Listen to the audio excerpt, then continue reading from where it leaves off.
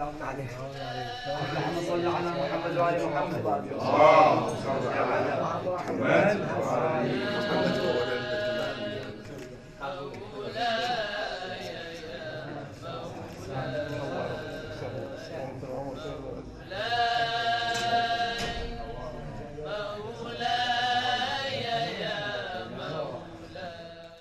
بسم الله الرحمن الرحیم۔ استغفاف ایک عربی جملہ ہے، کلمہ ہے، اور امام علیہ السلام نے اس کلمے کو وہ استعمال کیا جو عرف کا معنی ہے۔ امام نے معین نہیں کہ استغفاء کے مراتب ہیں، ممکن ہے۔ جو محرز ہے کہ استغفافاً کے معنی کیا ہیں، یہ موضوع حکم کا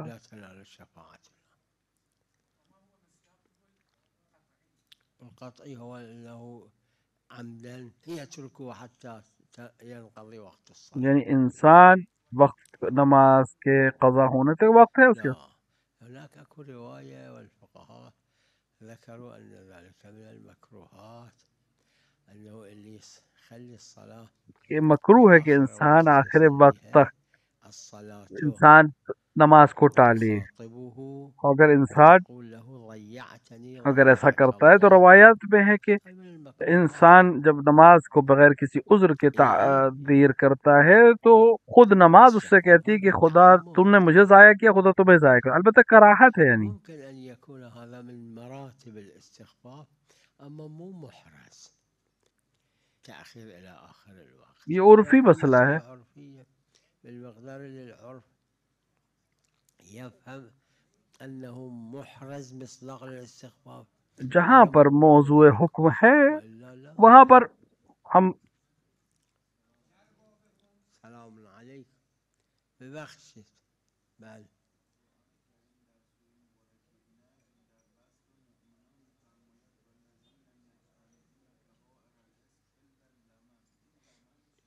روایت داره لمم یعنی اون چیزایی که معاصی که صغیره است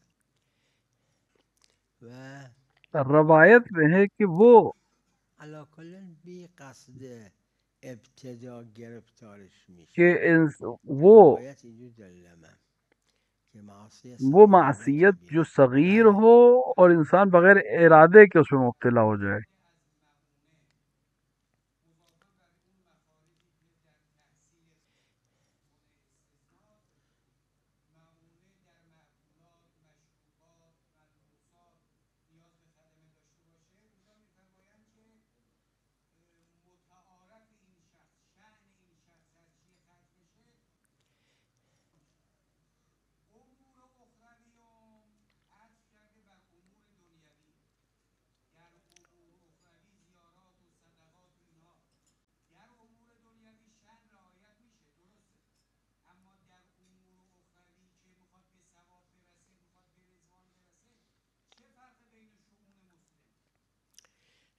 آپ اس عروے میں اگر آپ دیکھیں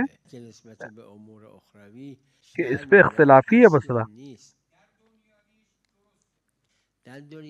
دنیاوی میں تو مسئلہ ہی نہیں ہے، اخروی مسائل میں اختلاف ہے علماء کی۔ یہ اخروی مسئلہ اگر یک کسی شأنش نیست مهمونی 100 نفری بکنه اما خاص قربت الهی مثلا کسی مهمونی انسان 100 نفری بکنه، این باید خمسش کسی کی بده شان نہیں ہے کہ وہ مثال کے طور کے اوپر 100 لوگوں کی دعوت کرے، لیکن وہ قربت اللہ ایسا کرنا چاہتا ہے تو کیا خمس دے گا اس کا؟ ایک بحث ہے باقاعدہ۔ گفتن ببینید آپ عروے کے حاشیہ کو دیکھیں، میخواد زیارت امام حسین بره شأنش امام حسین کی زیارت کے لیے جانا چاہتا ہے، اس کی شان نہیں ہے، اما با هواپیما میره پول بیشتر خرج میکنه. همین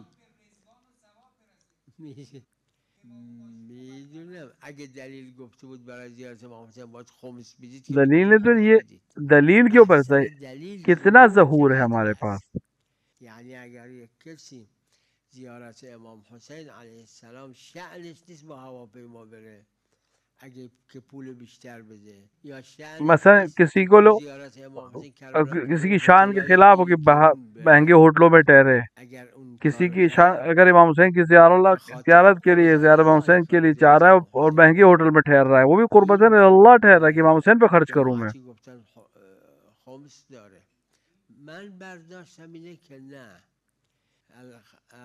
میرا نظریہ یہ کہ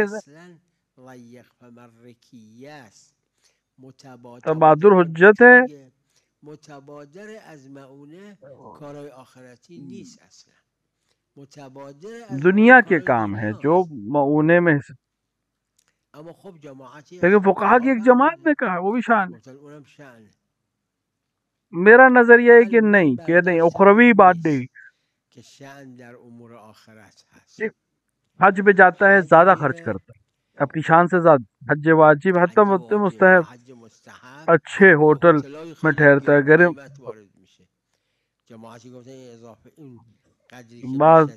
بعض علماء نے کہا ہے کہ اس کے اوپر خمس ہے. میرا نظریہ کہ نہیں، من برداشتم نیست، نه چون المعونه متبادر ازش اصلا به ذهن نمیاد، کیونکہ معونے میں آخرت نہیں آتا ہے، آخرت کے امور نہیں آتے. پس خود معونه اقل اکثر میشه قدر متیقنش.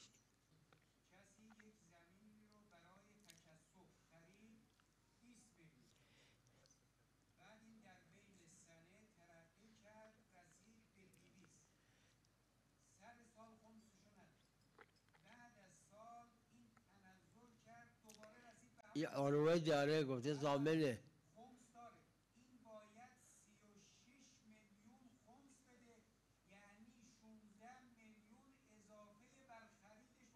چرا نه؟ چرا نه؟ چون به ذمش خمس کیوں نہیں؟ ضامن ہے یہ، اس کی گردن پہ خمس آیا تھا اور نہیں دیا، یہ ضامن ہے.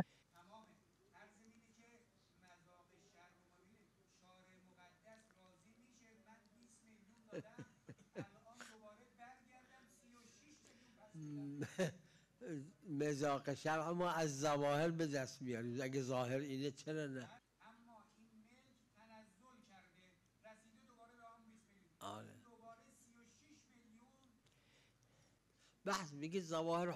اگر آپ کہیں گے ظواہر حجت نہیں ہے، ہم نہیں کچھ کہیں گے، لیکن فقط این که برای تکسب خریده این محل خلافه.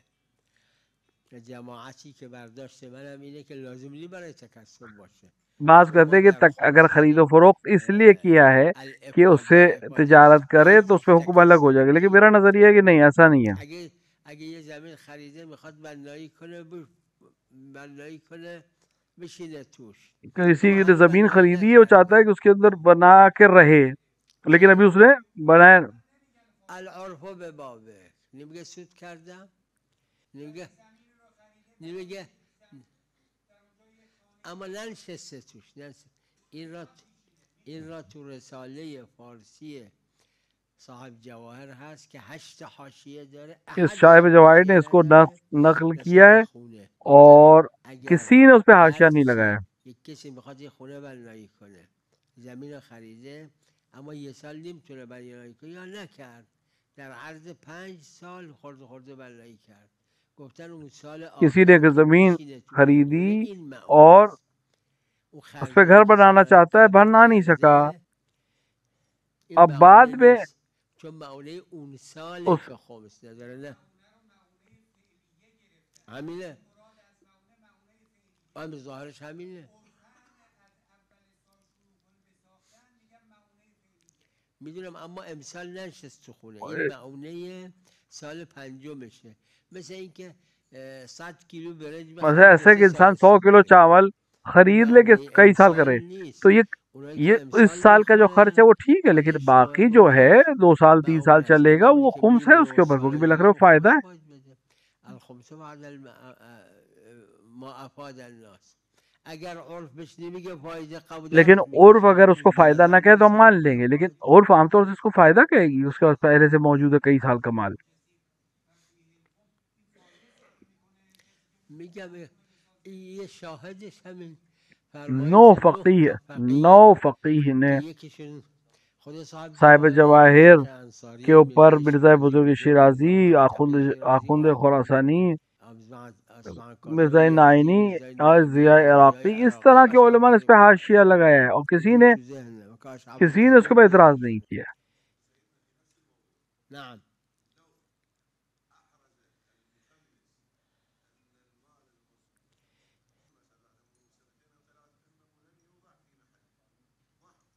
يعني شيء لم يوضع في محله. اي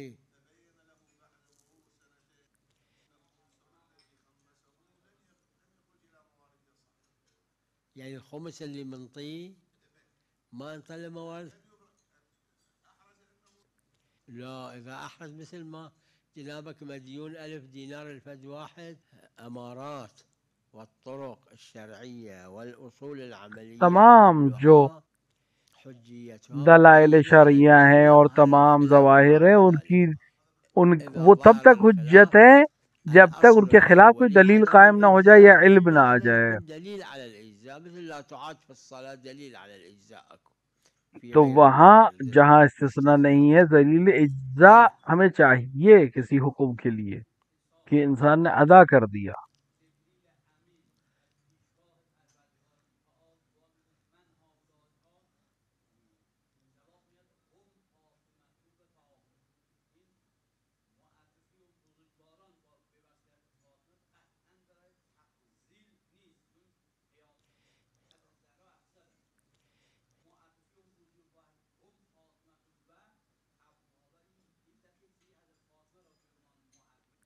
تشریف نہ تفضیل، یک نوع شرافت، یہ تفصیل نہیں ہے، یک نوع شرافت، مثل کہ پدر یک کسی را یہ شرافت ہے قسم کی، کہے کہ یہ باپ ہے علامہ مجلسی کے، کیوں نہیں کہتے کہ پسر فلان کسے کہ جد علامہ مجلسی ہے؟ علامہ مجلسی یہ تشریح ایک طرح سے ایک قسم کی تعریف کا طریقہ، اس کا یہ مطلب نہیں ہے کہ افضل ہے مثلا کیونکہ ان کو ان کے ذریعے سے پہچانوا رہے ہیں، نہیں۔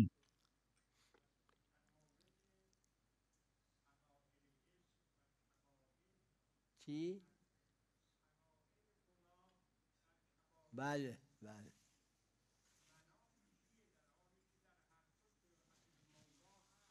یہ خلافی از قدیم بوده در این که اصلا ما قدیم سے ہمارے پاس اختلاف تھا پہلے سے کہ ہمارے پاس صغیرہ ہیں گناہ کے نہ، حضرت فرمودن اونی که خدا گفته نکن وقتی که مخالفت کرد این کبیره است، کیونکہ ہمارے پاس روایت ہے کہ حضرت نے کہا کہ اگر کوئی شخص غلطی کرتا ہے، گناہ کرتا ہے، اور خدا نے کہا ہے کہ نہ کرو، تو پھر یہ کرنا گناہ کبیرہ ہے خدا کے ہم۔ کبائر ما تنهون عنه الظهور، ظواهر حجت، ظهور در این که معاصی دو قسم، اور الگ سے لفظ نہیں ہے لیکن ہمارے عرف میں استعمال ہوتا ہے، اور اصرار برش صغائر میں اصرار کرنا یعنی بار بار اسی عمل کو انجام دینا، یہ سبب ہے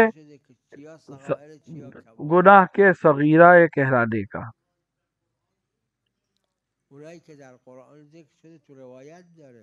کبائر سے مراد وہ ہیں کہ قرآن کریم میں یا روایات معتبرہ میں جس میں عذاب کا وعدہ دیا گیا ہو وہ کبیرہ ہیں۔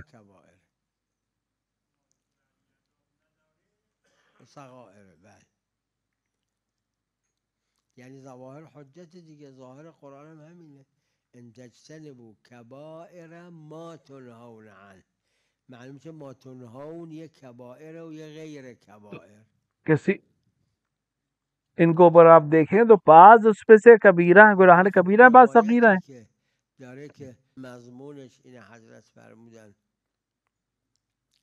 این ملاحظه کن که مخالفت خدا کرده در صغائر، وقت تو میشه صغیره با اینکه مخالفت خدا کرده۔ امام نے فرمایا کہ تو کیسے یہ صغیرہ ہو سکتا ہے گناہ جب اسے خدا کی مخالفت کی ہے، با وقتی که توجه داره به اینکه این مخالفت خداست، وقتی توجه میکنه اگر تب متوجہ ہو کہ یہ مخالفت خدا ہے اور اس توجہ کے باوجود وہ کرے، یعنی یہ گناہ کبیرہ ہے۔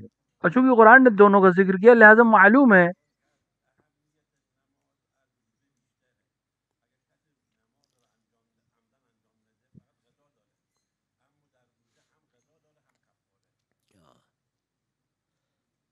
منافات نداره. الصلاة عمود الدین، نماز دین کا ستون ہے، روزہ دین کا ستون نہیں ہے. چیزی که گناهش کمتره هم قضا قرار داده باشه هم کفاره.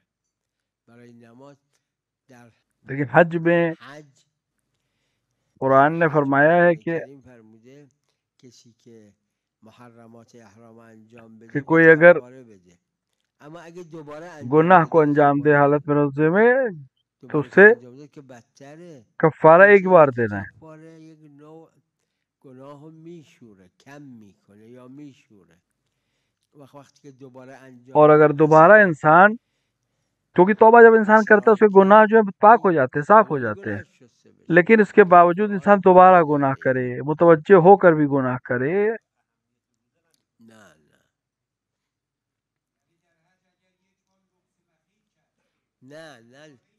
نه در لبس مخی، در صید این آیه.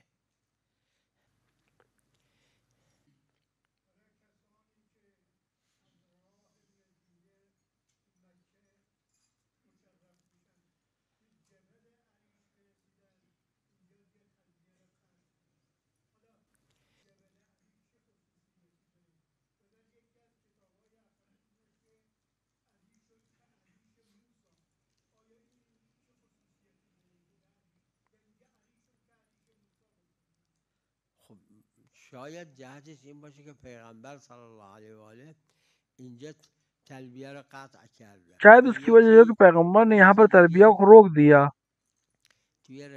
ایک کہ جو تلبیہ کہتے ہیں مسجد الحرام میں داخل طواف کرتے ہوئے، حضرت فرمودن صدای اینها پیش خدا از صدای حضرت نے فرمایا کہ ان لوگ کی آواز جو چون خدا دعوت کرده که بیاید حج، کہ جانوروں سے بھی بدتر ہے. کسی دعوت کردید که بیاد منزلت، اب اگر مثال کے طور پہ آپ کسی کو دعوت کریں عمرے کی، اومدم حالا تو خونه اومده، تو اتاقتونم نشسته بازم میگه اومدم. یہاں پر یہ انسان اگر آ کے بار کہے کہ میں آ گیا تلبیه ساقط ہے. تو پھر اس کے کوئی مطلب نہیں کہ انسان جو ہے یہاں پر آ کر بار بار دہرائے، بار بار لبیک کہے، کیونکہ آ چکا ہے. ہاں جب تک وقت نہیں پہنچا ہے بار بار کہہ سکتا ہے. خدا کی آواز پر جواب دینا اپنے آپ میں عمل ہے.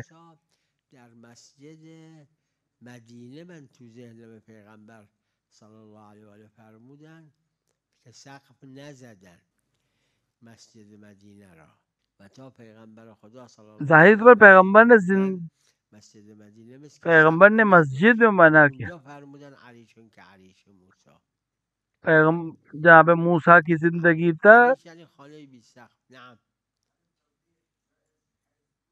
وہ ایسے ہی زمین تھی.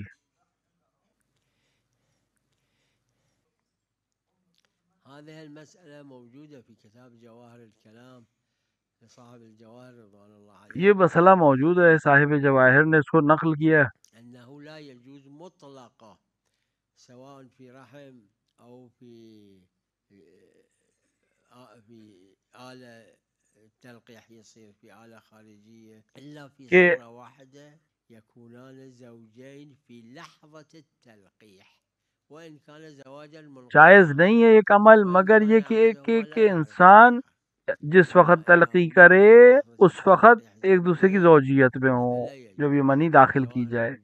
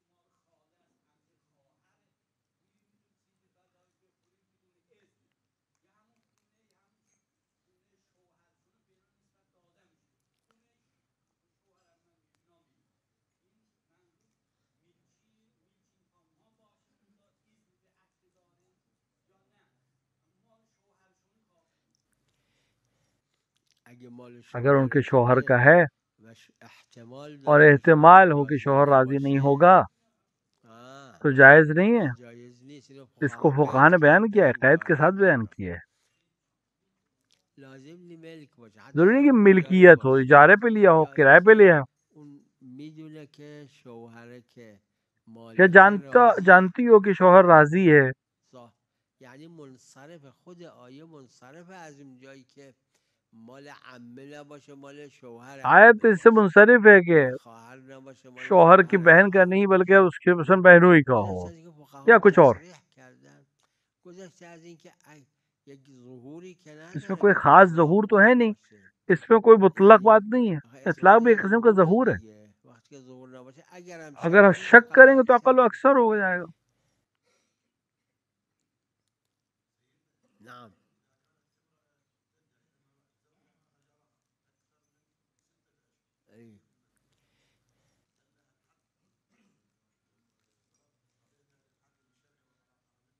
دعویٰ کرنا یا ادعا کرنا یا کسی چیز کو دعویٰ کرنا یہ صحیح نہیں ہے. قرآن نے فرمایا ہے کہ ان کے ساتھ اچھے تعلقات رکھو جو معروف ہیں. تو اگر وہ اچھے تعلقات رکھے تو اس کے پاس حقوق،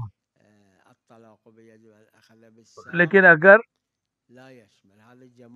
اگر وہ حق نہیں ادا کر رہا ہے تو پھر یہاں پہ اختلاف ہے علماء میں، البتہ اجماعی نہیں، لیکن بہت سے علماء قائل ہیں کہ اگر وہ نہیں کر رہا ہے حق کو ادا تو پھر طلاق کا حق بھی اس کے ہاتھ سے چھن جائے گا.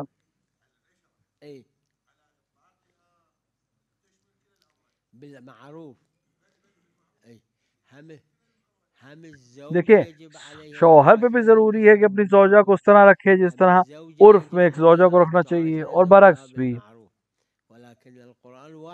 اور قرآن نے ایک ہی کو ذکر کیا ہے لیکن مراد دونوں ہیں. لہذا اگر زوج کے پاس، شوہر کے پاس عام طریقے سے نہیں ہے،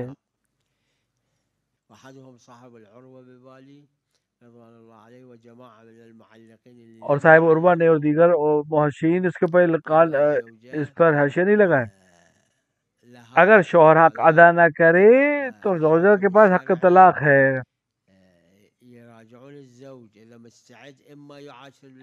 تو حاکم شرع شوہر کو بلا کے پوچھے گا، اگر وہ اس کو اس طرح سے رکھے گا جس طرح سے حکم ہے اور اس طرح سے معاشرت رکھے گا تو اس کے پاس حق ہے. وَإِلَّا حکما فقہا کہتے ہیں کہ زوجہ کو حق طلاق ہے.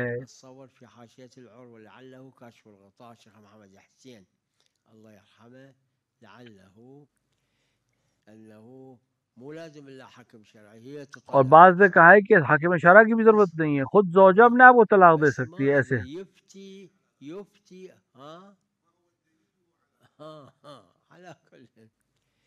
بس اتصور بواحد هالشيء. اي ماكو على كل. هو اصلا في ترك المعاشرة بالمعروف طلاق، مو اجماعي. نعم.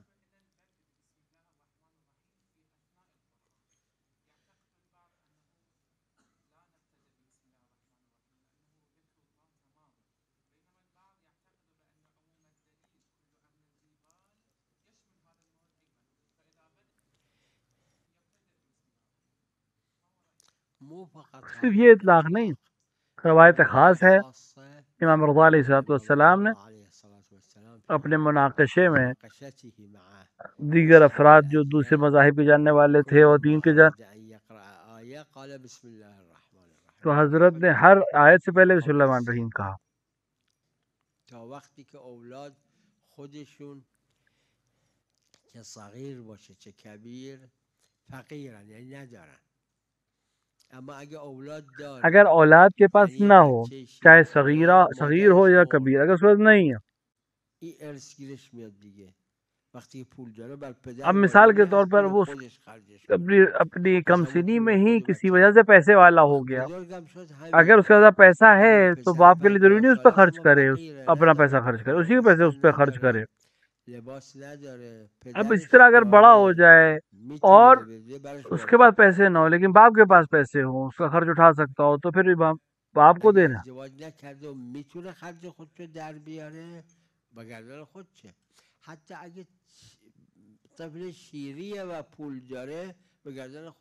حتی اگر کوئی بچہ ہے اور اس کے پاس پیسہ ہے تو باپ پہ ضروری نہیں وہ اپنا پیسہ خرچ کرے، بچے کے پیسے اس کے اوپر خرچ کر سکتا ہے۔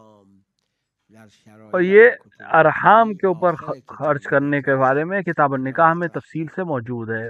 صلی اللہ علی محمد وآلہ الطاہرین۔